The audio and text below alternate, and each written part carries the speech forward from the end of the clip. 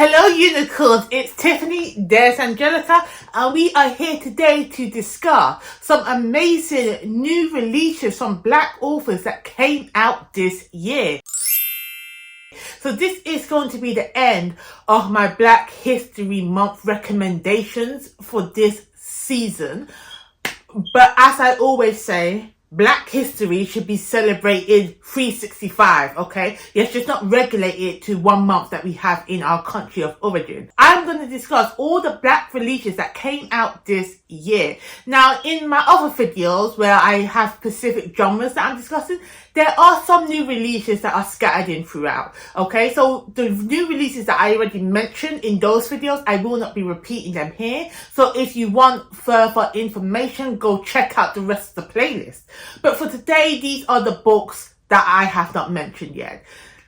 Some of them I have read. Some of them, the library's taken too long to give them to me. Like, they have not acquired the titles yet. So I'm just going to have to wait and read it next year. But all of them are books that need to be added to the ever-long list known as your TBR.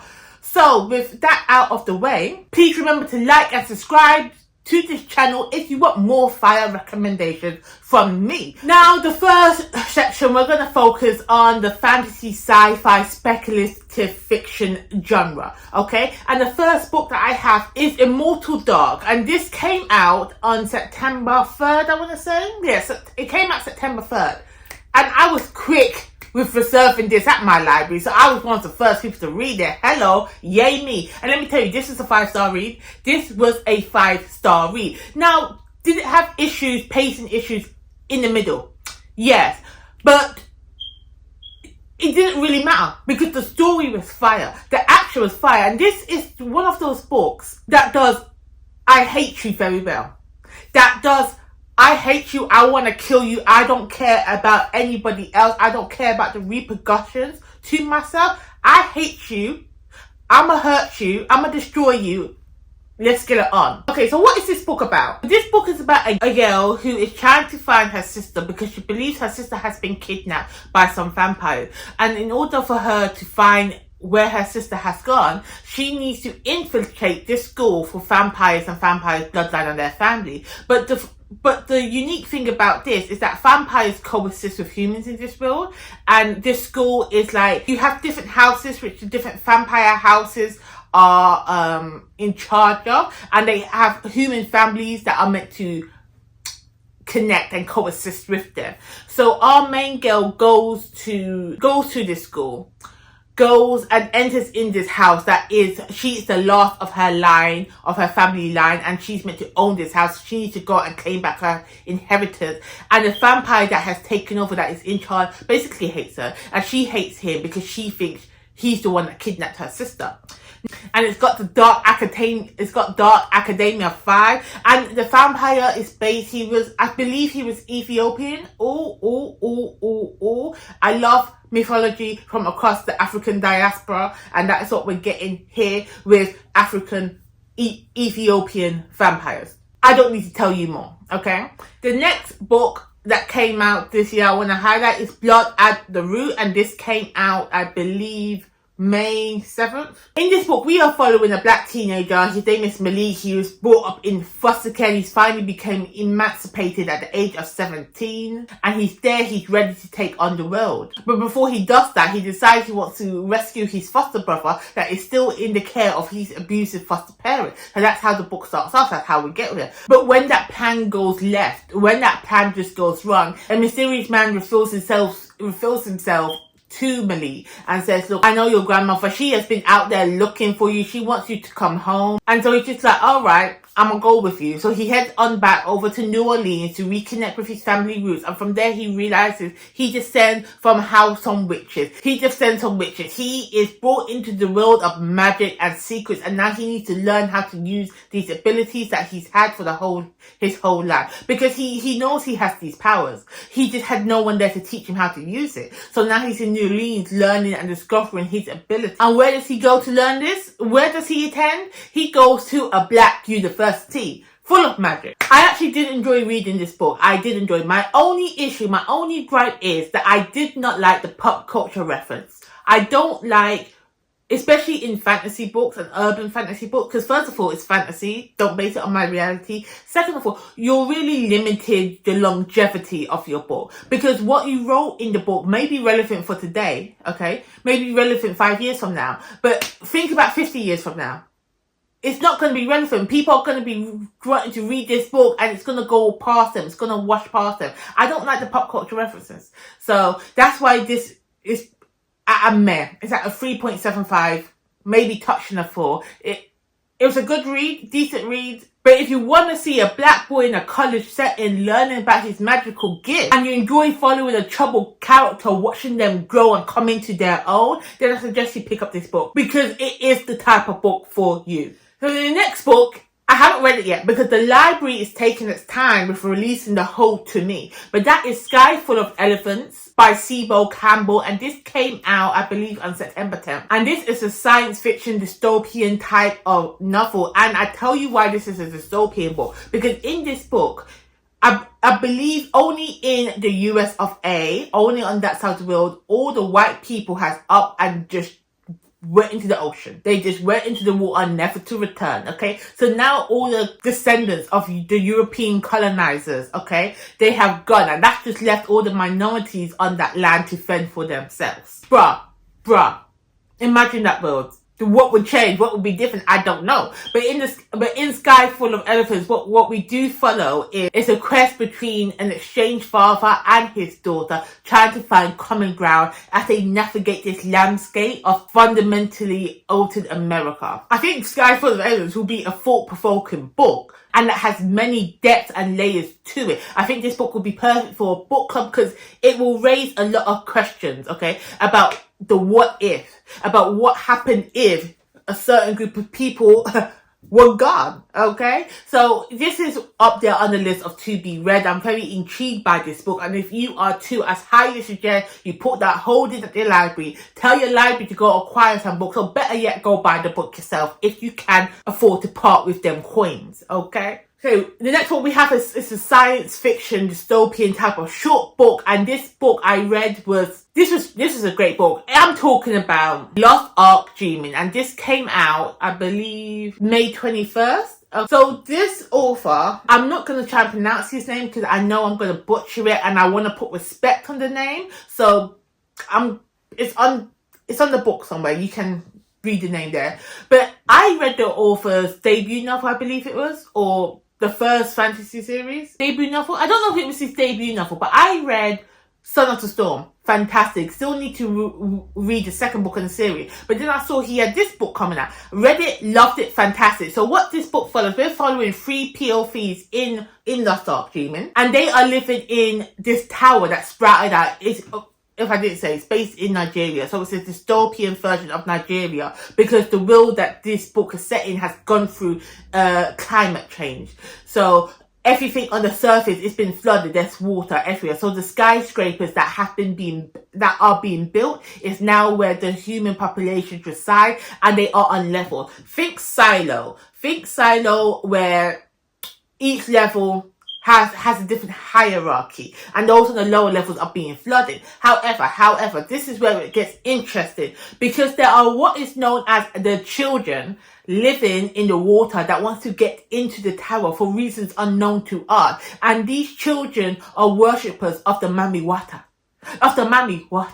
And if you don't know the Mami Water, black mermaids, baby. Black mermaids, okay? Now, as I said, this is a short book. It's around 200 pages. I don't want to give it away. This book was fantastic. This is my problem with short science fictions or fantasy works, because they're amazing. The story is great. I want more.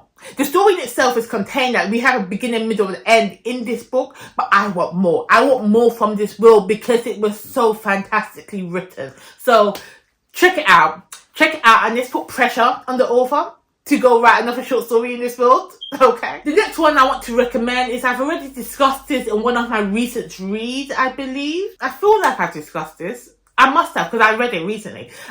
Well, not recently, but I read it. And this is The Poisons That We Drink. Now, this came out on April 30th. Yes, I did. I read it. I will link the video somewhere. The Poison We Drink is like an urban fantasy set in the Washington DC in America. So we are following a young girl who is able to make magical potions. She is on a quest to figure out who killed her mum. And this book heavily ties into American politics because obviously it is set in the capital of America, Washington, D.C. So we see how the magic intertwines with the politics of today's America, which I thought was okay. It was alright.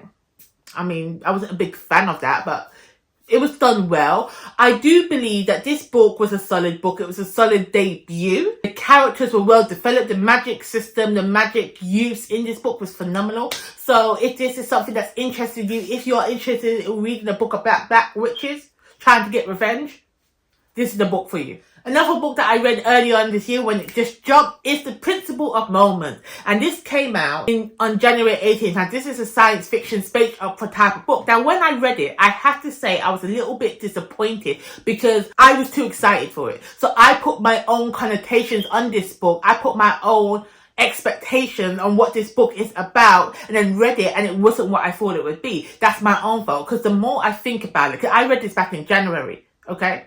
The more I think about it, the more I think about scenes from this book. And I'm like, what book was that? I realized it was this book because it was so good. I want to know what happens next. So let me tell you what this book is about. This book spans generations. Not generation, it's like a time travel book, okay? So it goes across years. So we have one story is set, I believe, in the 17th century in England, where we are following the prince and his secret lover. Now, his secret lover is a time traveler and he is stuck in the past, okay? And this is where we have the queer relationship. Then we are got, I think it's 600,000 years in the future, but millennia. We are on another planet in space. And we are following this young girl who is basically a slave to this alien race. And she is a part of some prophecy that gets interwoven throughout the plot. And she needs to go and find her mother who has been kidnapped. I don't want to give you too much information away. But basically we have a space opera and we have a queer love story on two different timelines going on at the same time. They're coming together to figure out what's going on. Like, I feel like, don't be me. Actually, disregard everything I said. Don't be me. Because if you learn too much about the plot, you're going to have your own thoughts. The book is good. The book is good going blind. I talk too much. I talk way too much. That's all you need to know. Queer love story, space opera, time travel, black magic. Boom. Go read the book. The next book I want to recommend is another short story. It is In the Shadow of the Fall. Now, this came out, I believe, July 23rd. And let me tell you, this book was amazing. This is a fantasy and it revolves around a cosmic war between the Orishan gods in the Yoruba mythology. Excuse me? What? Say less. You... Read the book. But let me tell you, okay, and if you want to know just a little tidbit more, I would tell you. So we are following a young girl who is a priestess, who is training to become a priestess, but she's upset because the gods don't want to talk to her. So she's just like, well, if the gods don't want to talk to me, why am I here? Why am I in this priest school trying to be a priestess? So she ups and bounces and leaves and tries to find her own path in life. Now I'm going to stop right there. Because as I said, this is a short story. And if I tell you too much, I'm giving away the plot, okay? But I have to say, I love me a chunky book. I love me a 700, 800, 1,000 page fantasy book that I can really dig into. But these short novellas, these short fantasy stories are really hitting a sweet spot inside of me that I never knew needed to be hit. Okay? This book is fantastic. And I know there is a second book coming out. I don't know what it's called, but the second one's coming soon, so you don't need to wait long. The next book I have to highlight is The MAID and the CROCODILE. This is a YA romance, and this came out on August 13th. Now, this was by the author of none other than Ray Bearer. Okay, Ray Bearer is fantastic. So if you ain't read Ray Bearer, go read that. But The MAID and the CROCODILE is set in the same world of Ray Bearer. And we are following a young girl who works as a maid. Now, she is unique in the fact that she has a weird looking appearance and she has an unlucky foot. So nobody wants to deal with her. So she only can get jobs as a maid. But then one day she accidentally binds herself to this powerful being known only as the crocodile. And he is rumored to be a god that devours young girls, you know? So take from that what you will. I don't want to read more because I don't want to spoil the story for me or for you. All I know is that if it was from Jordan, okay, after what she did with Ray Bearer, I know she can put her foot in this book, so it's going to be a good read for me. The next book I want to mention is The NIGHTWARD by R S A Garcia. Now, this is going to be a recent release. It's going to come out October 15th, so just in the middle of Black History Month for us. So this book is where Caribbean mythology meets high fantasy, and with a dash of science fiction. So what is this book about? We are following Princess, who is thrown headlong into adulthood when her mother, the Queen, has been assassinated. So we follow her journey with her and her reluctant but fiery bodyguard Luca as they run for safety, as they try to protect her from the assassination attempts. This is a world where women wield the most power, so the princess is now the most powerful person in this land, and Luca is torn between his loyalty to his family and his people, or to the princess. Now, from that description, what I'm getting is a bit of reluctant lovers, you know, bodyguard to, is that a trope? A bodyguard to, the bodyguard trope. Is a bodyguard trope a body? I don't know. But anyway, that's what I'm getting. It sounds interesting. And the first little category, Caribbean mythology, high fantasy, and a dash of science fiction. I'm already sold. I'm going to read it. The next book I want to highlight, now this is done by a debut author. This is from a debut author who's just released his book on October 1st. And this is Project Preservation. And it says from the little catchline, War of the World meets Black Panther. Oh, that's a strong claim, my brother. Let's hope it meets up. So what this book is? This book is set in a post-apocalyptic world in another galaxy. So we're not set in the Milky Way galaxy. It's all brand new. And this is a black sci-fi first contact adventure spanning over 100,000 years. So I'm hearing multi-generational, okay? Or, because it's sci-fi, maybe they're just in time capsules when they're traveling, I don't know. So that's all I want to read, because I don't want to give too much away. All I know is that we're having black people in space, baby. We got black people in space. The next book I do want to highlight, I've been waiting on this all year, because I swear this publishing date keeps being pushed back and back and back. So I don't know when the original date was. It's probably back in March, but now it's coming out December 3rd. And that is The Last One by Rachel Howzell, Hall, I believe her name is. So, what is this book about? In this book, we are following someone called Kai, who wants to reach somewhere called the Sea Death Hour. Now, she has woken up in a world filled with unnatural beasts and a desolate land of sickness, okay? So she knows that she needs to leave, she needs to escape this place and flee. I don't know the reason for it. I didn't want to read too much in the book, but I do know that she does meet a blacksmith that she's fighting up invaders, and once she sees how this man be fighting, she's like, all right, you and me, we need to hook up, we need to survive this landscape together. So I'm thinking this might be a bit of a romantasy. I'm thinking this might be an enemies to lovers type of situation going on. I am not too sure. I'm just reading into it. But as I said, I've been waiting for months for this book. I'm trying not to spoil it for myself, and that's all I'm going to go with. But the last one, it sounds a little bit intriguing, and it is a black fantasy. So of course I'm going to read it.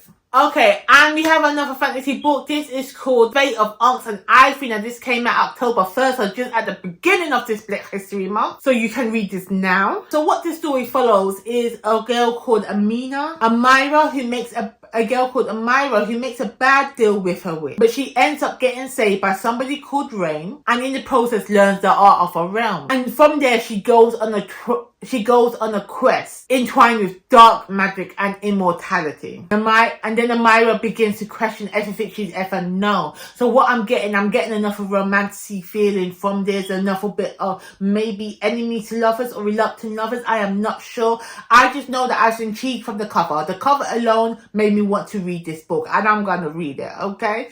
The final book we have in the fantasy section that I do want to highlight is A Wolf Steps in Blood. Now, this came out on April 16th of this year. So what is this book? This is an immersive sapphic fated mate romance between a red wolf shifter and an exiled witch, okay? Now, that premise alone does not sell it for you. They both black, okay?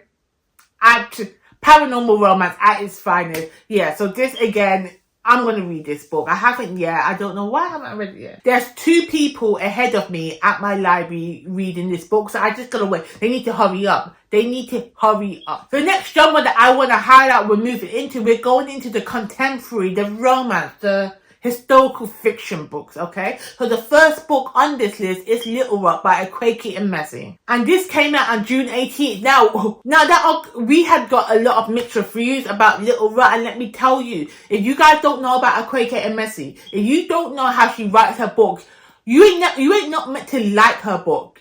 Okay, you're just meant to take away something that changes your life from her book. Did I like this book? No, I did not like this book. Did I enjoy reading the book? Yes. I tell you why there are 2 different things. Because the story, the subject matter of this book was unlikable. I didn't like any of the characters in the book. They were all annoying. But my reading experience, reading this book, clutching my pearls. Like, what? Did they really do that? It had so many layers to this book. Let me tell you what it's about. Let me tell you what Little Rock is about. So Little Rock follows multiple people, but the main ones are Alma and Kalu. Now, Alma and Kalu, they have broken up, and Alma decides to return back home to London when they're in Nigeria. But as she's at the airport, she has to change her heart and she says, you know what, let me go and stay with my friend. So this takes place in Nigeria. And Kalu, he's there, he's just like, okay, I need to go out and enjoy myself. We just broke up, so he goes to a party. So what started off as an innocent weekend, okay, a weekend of just being with your friends and getting over your lost loves or whatever, turns into a weekend of chaos, okay? So throughout this book, we have other people's perspective coming in, and then we find out, I don't want to tell you what it is, so I want you to read it and be shocked for yourself, but there's drugs, there's sex workers, there's all this, it's the underground activity of the Nigerian society, of what happens in the underground that doesn't really get shined a light on. That's what we're focusing on. I'm actually quite conflicted about recommending this book because, as I said, if you don't know about Awake message writing, you haven't read her work, and you don't know that she writes outside of the box, okay? She hits on themes and topics that are rarely ever paramount in this type of literary fiction and contemporary fiction. This is what Awake Message does. What this book does, it delves into human depravity. It delves in what goes on in the world where people have too much power and control, where they have enough of that to get away with anything they ever want, regardless of who it affects, regardless of who it hurts. I would suggest you check your trigger warnings before you jump into this book. Do that. Because there are some triggers in this book. Not for me, but for you. The next book I do want to recommend is The Frequent Flyers. This came out on, I believe, on August 13th. And this is a romance book. Now, I haven't read this book yet because the people at my library have been taking their time. It don't take you a month to read a goddamn romance. It don't take you 1 month, okay? To read 200, 300 word book. 100 words a day. Not 100 words. 100 pages a day. Hey, no. I'm not trying to bully you. I'm not trying to bully you, but I don't like waiting. So, Frequent Flyers, let me tell you what it's about. So what it says, Lainey Turner has some loose ends. A newly completed PhD, a job she basically enjoys, and a lifelong crush that she's almost gotten over, okay? So her crush that she has a crush on is called Jonah. And Lainey is returning back to England to reunite with her family and this crush Jonah because her cousin is getting married. Her cousin is getting married, and let me tell you who the groom is. I know you already guessed it. The groom is Jonah, the crush. And if that isn't in the source, if that doesn't put the little sprinkle on the cake for you to read this book, both the cousin and the man that she has a crush on wants Lainey to be her maid of honor and the best mate at the wedding. The audacity. Actually, it can't be an audacity because they don't know she has a crush on Jonah for like her whole life. It don't make no sense. This is why you ain't trusting nobody with best friends that are the opposite sex, because they're causing you problems. But you're thinking she's gonna go in there and mash up the wedding. No, she's going there to prove that she is over this crush that she has on Jonah. But you know shenanigans are gonna happen. You know something's gonna be revealed. It's gonna be a bit of a mess. Hopefully it's a mess, because you know I love me a messy story. The next book I do want to recommend, I think this is a historical fiction book. This is The Mayor of Maxwell Street by Avery Cunningham. And this came out, I believe, on January 30th. So it has been out for quite a while. So in this book, we are in Prohibition era Chicago, and this book follows a rich debutee, a rich black debutee, debutante, How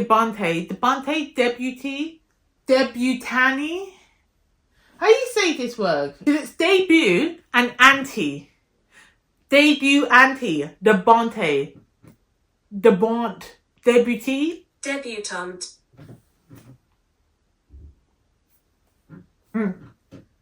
Debutante. Alright. When you hear it, you understand it. But when you... Shut up. Stop it.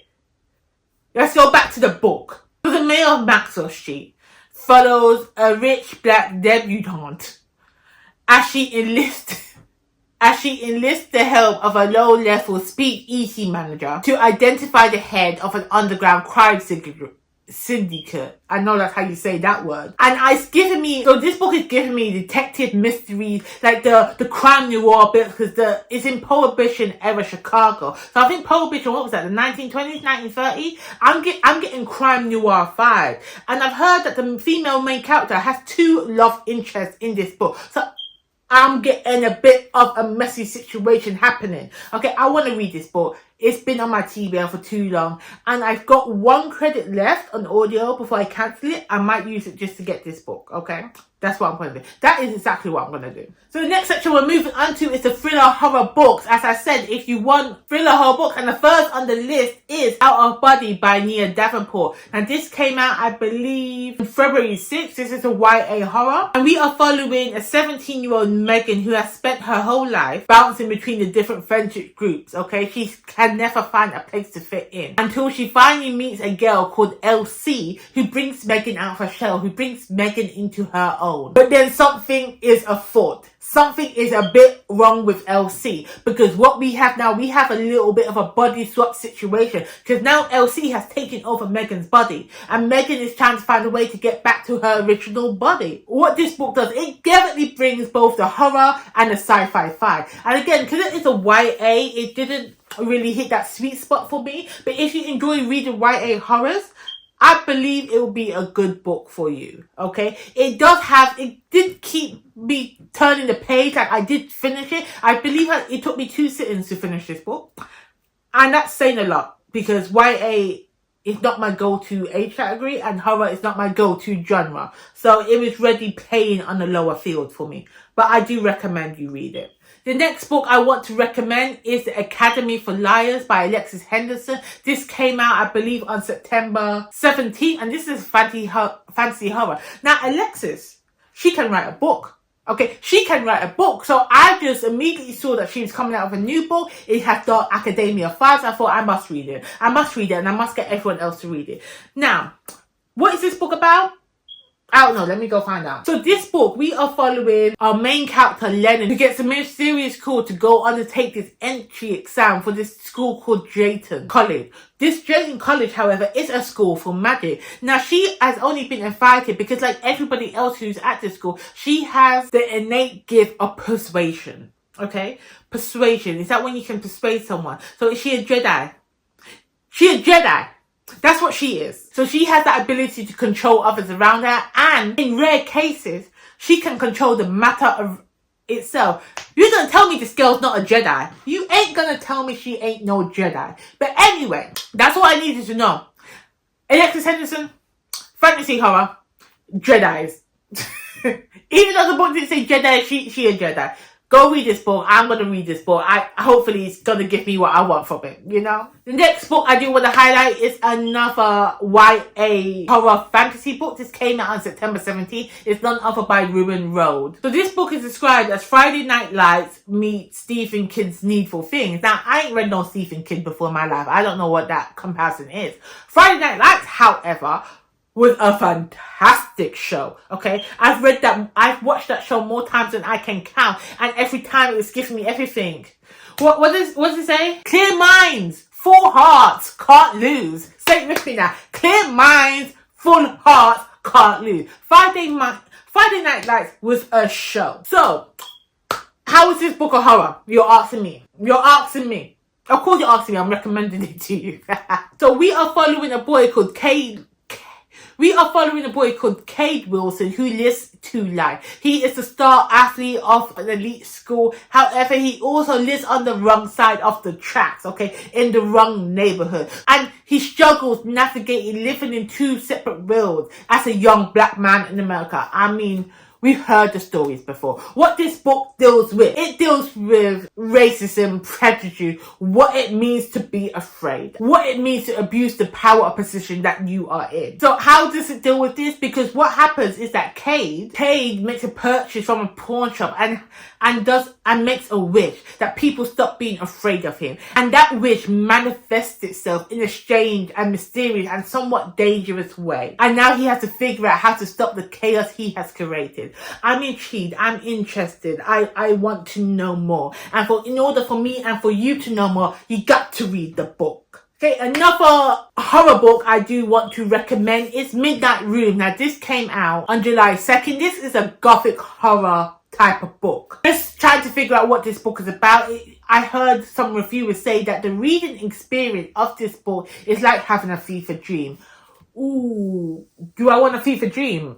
Maybe, I don't know. So what is this book about? We are following, I don't know how to say her name, Bella? I'm gonna call her Bella. We are following Bella as who is a biracial woman who finds herself the ward of her white aunt.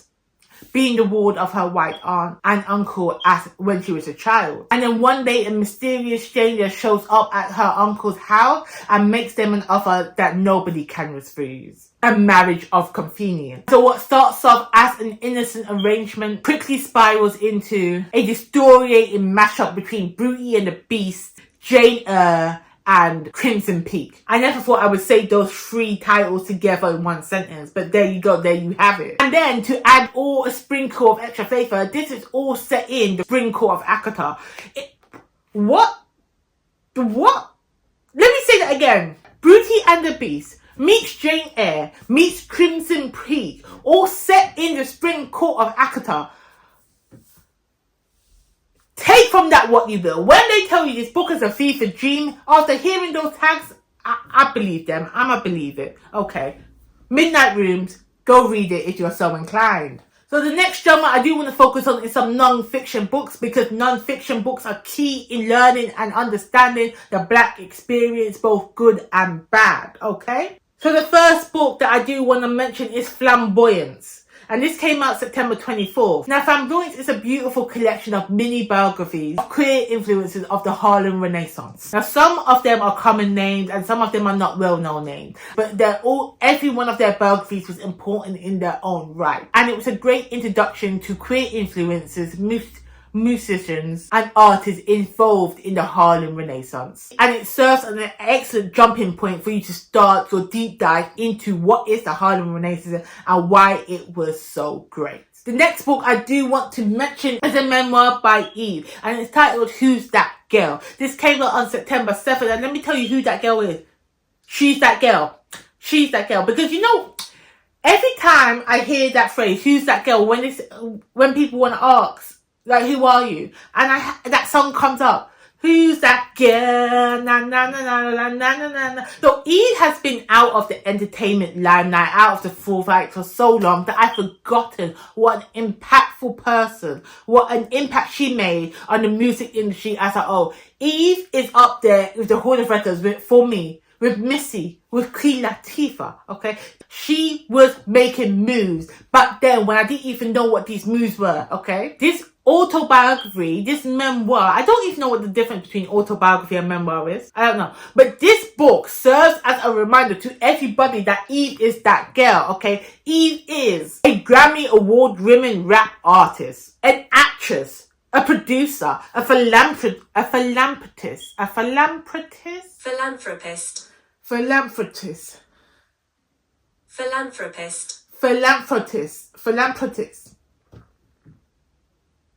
Eve is a philanthropist.